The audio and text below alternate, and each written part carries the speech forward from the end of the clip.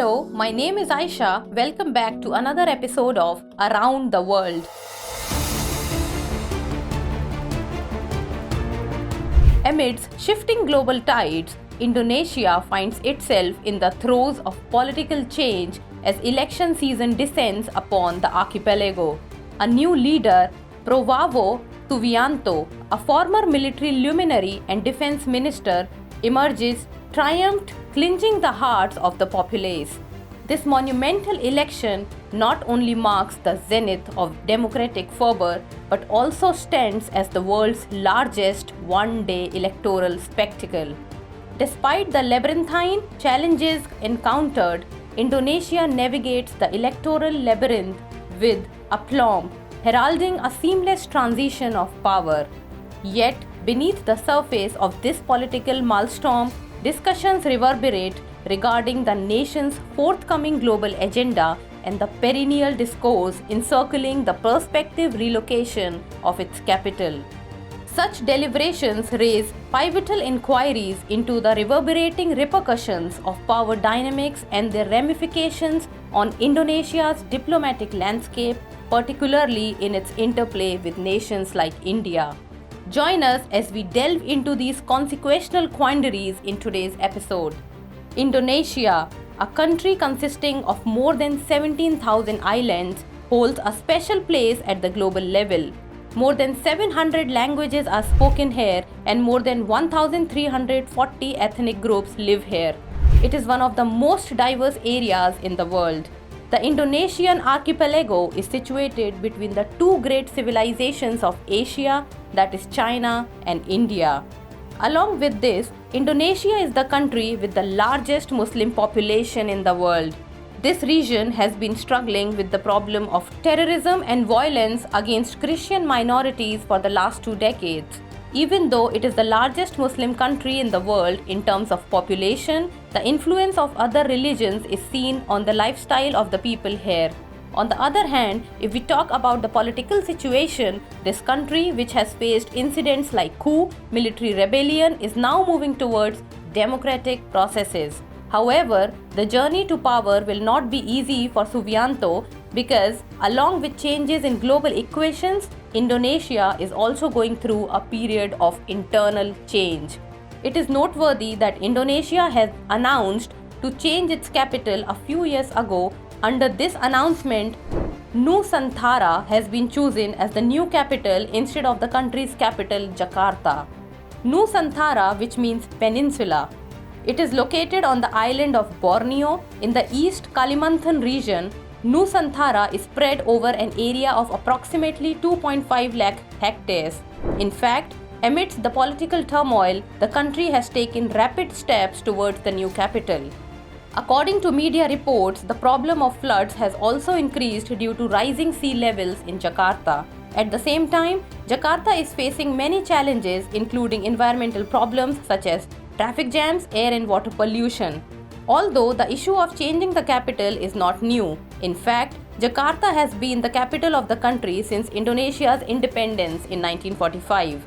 But the issue of moving the capital from there to somewhere else has been discussed for almost 80 years now. The relocation of the capital has been discussed since the administration Indonesia first president Dr. Sukarno. He was considering the possibility of moving the capital to the city of Palangkaraya. After him, President Suharto was considering building a new city near Jakarta for the capital. The burden on Jakarta has increased significantly. More than 11 million people live in Jakarta. It is one of the most densely populated cities in the world. However, it is a long and complex process which has been started, and gradually the administrative department of Indonesia will be shifted from Jakarta to Nusantara. On the other hand, if we look at the relations between Indonesia and India, there are centuries-old relations between the two countries. This is why there are a lot of cultural similarities between India and Indonesia. Along with Hinduism, there is also a deep influence of Buddhism in Indonesia. Whereas in Indonesia, which has a population of 28 crores, the number of people of Indian origin is approximately 1,20,000. Along with this, its clear impact is also visible on Indonesian language. architecture, monarchy, and myths. For example, the names of the old empires of Indonesia are Sriwijaya and Gajah Mada, etc. There are many similarities in the food habits and speech of both. Even today, there are many words that refer to the close relationship between these two nations. The influence of Sanskrit on the language of Indonesia is clearly visible. Characters of Ramayana and Mahabharata are seen in the form of puppets in the festivals and tableaus of Indonesia. Although the context used in Ramayana and Mahabharata is somewhat different, the plot remains consistent. Talking about economic relations between India and Indonesia, ASEAN has emerged as India's second largest trading partner in the region. If we look at the figures, bilateral trade between the two countries has increased from $4.3 billion in 2005-06 to $38.84 billion in 2022-23. India is the second largest buyer of coal and crude palm oil from Indonesia and also imports minerals, rubber, pulp and paper and hydrocarbon reserves. India exports refined petroleum products, commercial vehicles, telecommunication equipment, agricultural commodities, beef, steel products and plastics to Indonesia.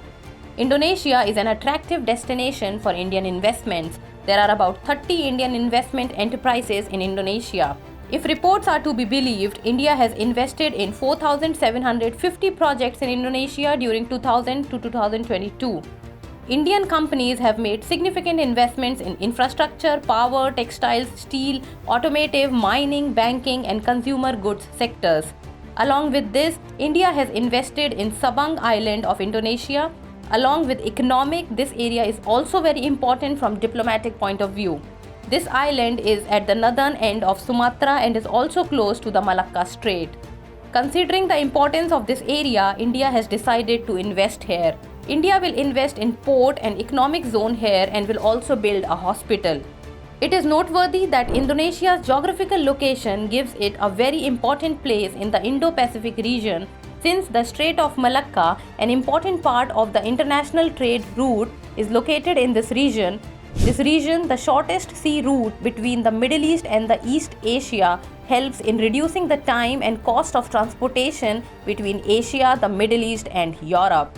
Through this corridor, about 60% of the world's maritime trade transits. In such a situation, Indonesia is an important partner for India from political, geographical and economic point of view. So that's all in today's episode. See you in the next episode. But before, let's note down a question based on today's story. Keeping in mind the geographical importance of Indonesia, discuss its relation with India.